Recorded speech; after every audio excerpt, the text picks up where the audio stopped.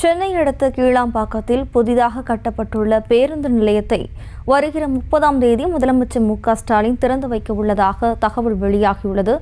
இதுகுறித்த கூடுதல் தகவல்களை தருவதற்காக நமது செய்தியாளர் மதியழகன் இணைகிறார். வணக்கம் மதியழகன், விவரம். சென்னை கோயம்பேடு பேருந்து நிலையத்தில் ஏற்படும் போக்குவரத்து நெரிசலை குறைக்கும் வகையில் புதிய பேருந்து நிலையமானது சென்னை வண்டலூரை அடுத்த கிளாம்பாக்கத்தில் அமைக்கப்பட்டு இருக்கிறது. இந்த பேருந்து நிலையம் என்பது சுமார் 86 ஏக்கர் பரப்பளவில் 300 கோடி ரூபாய் செலவில் இந்த பேருந்து நிலையமானது கட்டப்பட்டுள்ள நிலையில் பொங்கலுக்கு திறக்கப்படும் என்று தகவல்கள் வெளியாகி வந்தன. இந்த நிலையில் தற்பொழுது பணிகள் முடிந்து ஏற்கனவே சோதனை ஓட்டம் எல்லாம் வெற்றிகரமாக முடிந்த நிலையில் இந்த மாத இறுதியில் இந்த பேருந்து நிலையம் திறக்கப்படும் என்று தகவல்கள் வெளியாகி இருக்கின்றன. வரும் 30ஆம் தேதி முதலமைச்சர் மு.க.ஸ்டாலின் இந்த பேருந்து நிலையத்தை திறந்து வைப்பார் என்றும் அதற்கான ஏற்பாடுகள் நடைபெற்று வருவதாகவும் தற்பொழுது தகவல்கள் வெளியாகி இருக்கின்றன.